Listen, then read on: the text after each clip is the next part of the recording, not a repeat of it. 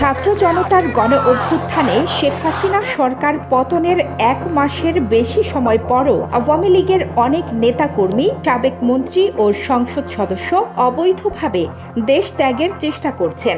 ইতিমধ্যে অনেকে দেশ ছেড়ে পালিয়েও গেছেন। পালাতে গিয়ে সীমান্তে ধরাও পড়েছেন কেউ কেউ। সীমান্ত পার হতে গিয়ে মৃত্যুর ঘটনাও ঘটেছে।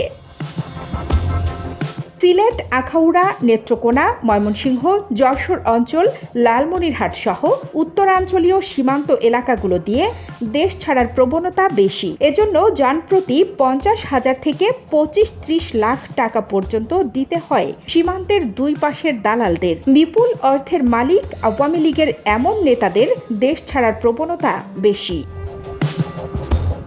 গত সপ্তাহে সাবেক স্বরাষ্ট্রমন্ত্রী আসাদুজ্জামান খান, সাবেক বস্ত্র ও পাটমন্ত্রী জাহাঙ্গীর কবির নানক, আওয়ামী লীগের যুগ্ম সাধারণ সম্পাদক, সাবেক সংসদ সদস্য আফম বাহাউদ্দিন নাসিম সীমান্ত পাড়ি দিয়েছেন বলে জানা গেছে। এদের আগে দেশ ত্যাগ করেছেন সাবেক পররাষ্ট্রমন্ত্রী হাসান মাহমুদ, সাবেক স্থানীয় সরকার মন্ত্রী মোহাম্মদ তাজুল ইসলাম, সাবেক শিক্ষামন্ত্রী মহিবুল হাসান চৌধুরী, সাবেক তথ্য প্রতিমন্ত্রী মোহাম্মদ আলী আরাফাত ও আলোচিত আওয়ামী লীগ নেতা নারায়ণগঞ্জের সংসদ সদস্য শামীম ওসমান সহ অনেকে।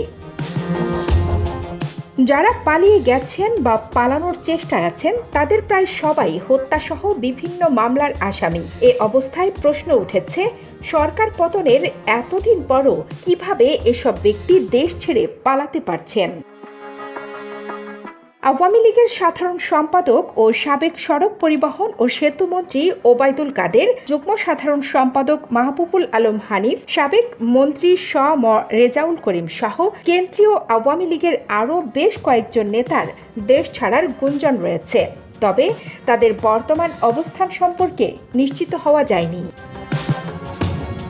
শেখ হাসিনার আত্মীয় আর ঢাকা দক্ষিণ সিটি কর্পোরেশনের মেয়র শেখ ফজলে নূর তাপস 3 আগস্ট রাতে পরিবার সহ দেশ ছাড়েন। তিনি ঢাকা থেকে সিঙ্গাপুর যান। তার পরিবার পৃথক ফ্লাইটে যায় লন্ডনে। তাপসের ভাই যুবলীগের চেয়ারম্যান শেখ ফজলে শামস পরশ সরকার পতনের কয়েকদিন আগে 31 জুলাই যুক্তরাষ্ট্র থেকে দেশে ফিরেছিলেন। তিনিও দেশে আছেন বলে জানা গেছে। এদিকে পাসপোর্ট, ভিসা ছাড়া কিংবা ইমিগ্রেশন সম্পন্ন না করে পলাতক ব্যক্তিদের বিষয়ে ভারতের আইন শৃঙ্খলা রক্ষাকারী বাহিনী ও সংশ্লিষ্ট কর্তৃপক্ষ সহনশীল আচরণ করছে বলে জানা গেছে। তাদের কারো কারো যুক্তরাষ্ট্রসহ বিভিন্ন দেশে বসবাসের অনুমতি, গ্রিন কার্ড রয়েছে।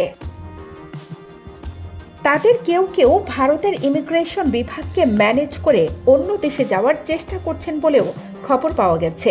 কেউ কেউ অবৈধ পথে ভারতে গিয়ে দালালের মাধ্যমে পাসপোর্টে বাংলাদেশ থেকে বহির্গমন ও ভারতের প্রবেশের সিল লাগানোর ব্যবস্থা করছেন।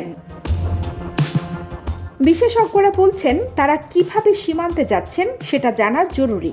পাশাপাশি তল্লাশি চৌকি বসিয়ে নজরদারি জোরদার করতে হবে। এছাড়া সীমান্তে মানব পাচারের সঙ্গে যুক্ত ব্যক্তিদের বিরুদ্ধেও ব্যবস্থা নেওয়া জরুরি।